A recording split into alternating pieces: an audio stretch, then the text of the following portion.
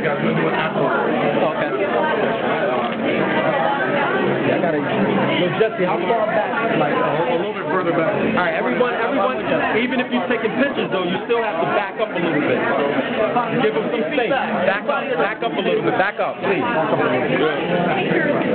Buddy, just a little. Yeah, I got you. Okay. Back a little bit. That's good. You need more room? A little bit more back. About right here? It's good, Yeah, that's good. Everybody, so you're ready to start the program. Just wanted to say thank you to everybody who showed up. I want to bring on our president and our first vice president, Dory and Jim. Real quick. Wanted to thank RODRICK, GILCHRIST for hosting us in the studio. Also want to thank Roxanne Cody right here. She's the one that Simmons, but Roxanne's going to introduce Mr. Simmons, and we're going to start the program from now on. So, Okay, great. Roxanne Cody from R.J. Julia Bookstore. Well, welcome to everybody, and thank you for your support for the NAACP. I know they're working hard to make a difference in this community, and Russell Simmons was nice enough to add on to his visit at Hill House to come and meet all of you. And here's a little bit of what I'm thinking we'll do. You know who Russell Simmons is, you know all the, you know about him starting Def Jam Records, the kind of entrepreneur that he is. What his new book is about, Super Rich, is about how by tapping into the internal inside of you, you can make anything on the outside happen. And if you had been over at Hill House and saw the impact on these 800 kids in the high school, you get a glimpse of the kind of difference that this man's making in the world and can make a difference for all of us. So what I'd like to do as a format is Russell will just say a couple of words, and then if we'll take about 3 or 4 or 5 questions from all of you. For those of you who have questions, what I'd like you to do is, you know, as they say in the schools, use your big voice, your outside voice. Okay. We're going to interrupt the special programming for the president to say 2 words, but that'll still be the format after we're done with that. Okay? Make sense? Yeah. I don't want to advance the special programming. I just want to really thank Mr. Simmons. No, just It looks good. use the big voice. You look, you came through the door. I would like to thank Mr. Simmons for coming through the small part of Connecticut and New Haven to help us in our fight for civil rights and human rights. His message of giving back, I think it's a great role model for many in this room here. As you're moving forward with your careers, it's so important to reach back. And that's what Mr. Simmons is doing here for us today. And we're so proud that Mr. Simmons has come in. He's always been a fan of the NAACP, particularly now he's a fan of the Green New Haven branch of NAACP. Thank you so much. Thank you. I'm on my book tour, and I hope that my book makes a difference in the lives of the people who read it. I had the experience of writing a book about 5 years ago, and after having studied the yogic scripture for 15 years, I thought I could just bring it together and put it into a book, simplify it, what had changed my life so profoundly, and simplify it, and then give it to the people. But when I wrote the book, it was not the expectation anybody would read it. It was just that they gave me money and I gave it to charity. So I didn't think anybody would read the book. But Oprah just found the book, and that was it. So the first day it was a bestseller. And so after that, I got so many responses that people said the book had changed their lives. And so I wrote this book with a higher expectation that it would be a good offering and it would make a difference. It was written for some of my friends or people I grew up with, I see still on the corners, if they're lucky. Some of the friends who are in prison, and some of the people in our community who are struggling and feel locked out of the American dream. I wrote the book for them, and then I found that as this book has started to progress, there's more people that need this simple message. There's nothing in the book that is not written in Scripture. It's in the Bible, in the Quran or the Torah. And again, this book is inspired in many ways by the Yoga Sutras or the Bhagavad Gita, but they're all the same. I always think Scriptures all run parallel to the same one God. And so therefore, what's in one Scripture can be found and written in another. So that truth that they came in different languages and in different colors at different times in different parts of the world and said the same thing is inspiring to me, especially because then you write a book and you feel comfortable that it speaks to everyone. This book was simplified in such a way that it was written for, as I said, some people who don't have the kind of aspirations or the kind of a connection to their communities that you have. I'm here at the NAACP. You're here because you care about your community, and you know that your connection to this community is bigger than your small self, but that this community is, in fact, your big self. So you already know that. So I'm finding that more people who know these things want to be reminded. What's in this book is a reminder. There's nothing you haven't read or hasn't been taught to you by your preacher. But it was just a simplification of some simple ideas that we all forget from time to time. So the book is called Super Rich. My brother, as you know, is a reverend, so when he looked at the book and he read through it, he said, you know, people, when they see the title Super Rich, they're going to expect something. And he's a prosperity preacher in line with Reverend Ike and Bishop Jordan, so he said they're going to expect something. And we talked about that for 10 more months after I wrote the book. I wrote the book in 2 months. It was something we had talked about a lot early on, and before I wrote this book, we've talked about it a few times. But I had to settle for this idea, that Jesus taught 2 scriptures, one to the masses who are anxiety-filled, and he said, if you live this life, and if you're this kind of giver or servant, then you'll be a good giver, and good givers will be great getters. And so that sermon worked for the people who had to pay the Romans their taxes. But then he told his disciples, and I like to hang my hat on this rap, if you go to work and you feel a good servant, then you'll be closer to God and you'll be happier. That's the difference, I think, between this book and The Secret. The Secret is God. And we have to keep identifying that, or the higher self. Because then his disciples, by the way, did much better than the masses. They had no problem with the taxes, because they gave without an expectation, and they gave in an earnest way, and that always leads to a greater fringe benefit. So the book is a prosperity book to the extent that you will get reminders and stories in the book about many people who were such great servants that they rose in the ranks. You know, so there's that. So traveling around the country and trying to speak to young people, you know, I'm lucky. I mean, because I taught generations. I was on Russell House. I see young people. They're like, it's Uncle Russell. They don't know nothing about Def Comedy Jam. They don't remember Curtis Blow. For sure, they don't even know my brother except that he's Reverend Run. They don't know. So I'm still breathing, you know, and I'm still talking to young people, which is a hell of a gift, you know. So I try to use the gift the best I can. I still, when I come to NAACP and I see all these good soldiers and servants to the community, I'm always humbled to be in their presence. There was a moment where I was that rap nigga, and they didn't like me much.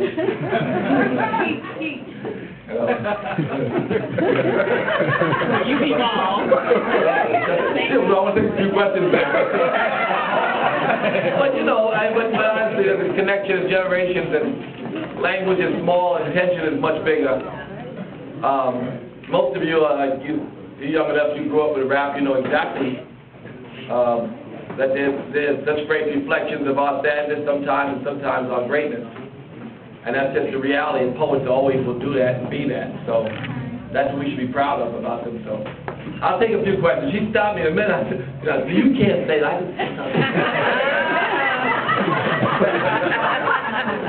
I know we bury up there. I know what she said. But anyway, it's about intention as much as anything else, I think. And my intention is to promote compassion and love and to lift our community as much as possible. So let's take the question. Russell, share a little bit of what you shared at Hill House and how you probably helped to change the mindset of getting off that corner and perhaps, seeking other things. What did you share about how to do that? Well, and when we talked about it at the high school, just the fact that, that you already have everything you need. And people don't really get with that. I told them, that they have everything they need, and I know a lot of people forget that. And the idea of super rich is to live in a state of needing nothing. And a state of needing nothing is what, Christians would call Christ consciousness, or heaven on earth. The Buddhists would call it nirvana. Taqwa is a state of consciousness for the Muslims. The yogis refer to samadhi, or a state of yoga. It's a space where you need nothing. And what is that? It's about consciousness to be present, to be fully awake. And I told them about meditation a little bit, and talked about how all of the goals of all of the spiritual practices, of all of the karmic work, of all of the work that you do is to bring you closer to this space. The yogis talk about union with God in terms of stillness. But then so did Jesus, and so did Muhammad, and so did Lord Buddha. The idea of being totally still or awake or being enlightened. These things calm your mind. That the idea that there's so many thoughts in your brain at one time, there's so much cloud. But then when there's total stillness, the focus comes. And that makes your work your prayer. We've all had experiences where there's been a car crash, maybe and everything moves slow. Or we've read a book and we stopped breathing, found ourselves not even breathing. This is a meditative state. And to live in that state is what some Christians might refer to as Christ consciousness. I talk this in terms of being awake. Like the Buddha would say, to be awake.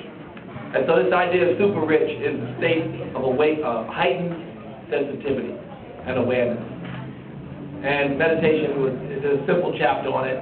And I talked, I'm going to send back meditation teachers. I give meditation to tens of thousands of kids around the country as part of the David Lynch Foundation. And we have all the results and research that can show that we might call it quiet time, but the results in schools has been so dramatic and the research has been so good that I really love supporting the programs. There's one school in the hood in Washington that I just visited with the guy, Dr. Russel, who himself has been a meditator for 30 years. And the schools charter schools from 1st to 12th grade outperform all the schools in the community and all the schools in the city pretty much. And he attributes it all to his quiet time that he gives the kids in the morning. There's a story on 60 Minutes about a school we do in Detroit that they ran on 60 Minutes. They had the same experience. So there's a small chapter on meditation. And if you don't read anything else in the book, I'd like to share that with you, because I think that that's something that we should put in our society, just a quiet time, let the thoughts settle. The idea of this super consciousness, when the thoughts are settled, then there's nothing but, they say, what yogis would say, only God. In the bottom, inside, and the idea of being connected comes, and as opposed to being separate. The idea of God was the ocean, you'd be a cup of God. When you meditate, you feel connected. And then you also can make control. And I told young people, I talked about taking control of your life. Sometimes the outside world is moving you around, and you're not making your own choices.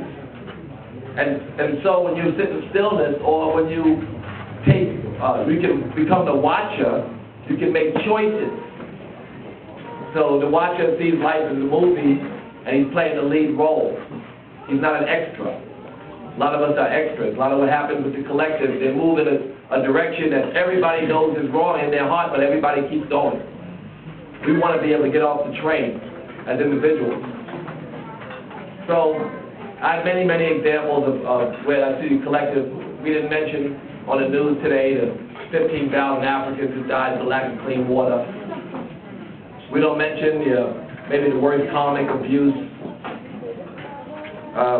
in the history of mankind, the 15 billion farm animals that are born to suffer, to take up all the oil, all the grain, all the water, and then make you sick.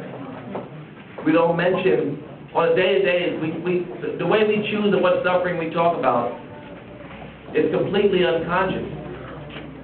When they said dominion over the animals, I always think, couldn't have been talking about this. So I say these things is because they're just little small things, things we do every day that are examples of our unconscious behavior. The idea of the book is to bring a little more consciousness in the world, and I hope that it really achieves that. So. Have you read the autobiography of Yogi? Many times. Yogananda was, that book is a great book, yeah, and Yogananda was a great influence on me and most American yogis, and been touched by. He wrote a great book also, besides his autobiography, which is, everybody's seen that book, the orange book, somewhere. But besides the autobiography of a yogi, he wrote a book called The Science of Religion, where he talks about the sameness that exists from all the prophets and how they are one and the same in themselves. They become in union and they are one. No question? We'll take one more question. Excuse me. Okay. My name is Roberta Hosper. I'm the president of Outreach Property Manager, and I'm also an entrepreneur. And I also am head of economic development on behalf of Great New Haven, NAACP. And often there are people who come into my office that aspire to be entrepreneurs. And you touched on something earlier today at Hill House when you talked about not giving up and perseverance and when you get into these roadblocks. So I found that is what a lot of people who come into my office, they get these roadblocks and then they take a detour. So if you could touch on how you would handle situations like that. I learned every day, every experience pretty much reaffirms all the things that you know in your heart. But it's a question of sometimes it has to be a public example, or it has to be, some what you might refer to as a big experience. Every living breath should reaffirm the presence of God and should reaffirm your greatness, but they don't always work that way. But I think I learned in my first experiences having, gone against the grain and continued down my path with music, that I had my first hit. But what she's asking about is that what entrepreneurs forget is that you can never fail until you quit. And people always worry about what they're how they're going to eat or what they're going to get. They don't even mean eat. How they need the extra cable channel. Must be because most people got cable. If not, their friend has cable. There's nothing they can give you on the outside. The only thing you can get is from the inside. And when you move more towards believing, having faith in that idea, you can continue on a path that people think is a wrong path. But you can never fail as an entrepreneur until you quit. And it's a very important concept that people forget. There's so many entrepreneurs who like if you're old, I remember, Ralph Cramden would start every half an hour with a new idea.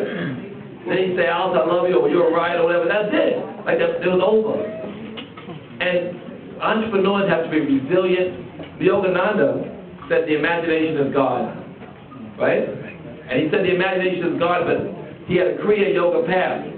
And he said, Tapa Swadhyaya Niswara Prajna. It was hard work, dedication, faith, study of self, and giving all the results to God. That alone, and having the faith alone, Jesus became a miracle worker. And you say that all of you were miracle workers as you move towards Christ consciousness. He said, ye are all gods, right? Yes. So Yogananda would say the imagination was God, and of course if you are enlightened, you imagine the world differently, which only Jesus would do because no one needs the world in perfect order, right? So anyway, so the science is that you can never fail until you quit, but also if you have enough faith in your work and resilience, it's impossible to fail. That's Also, I know you have one more question, but I have one more from I just would like for you to give the crowd as far as you touch a bit about giving back to the community and how philanthropy is very important. And so we talked about entrepreneurs starting businesses, and if you can just touch a little bit on philanthropy. well, I can talk about there's two things.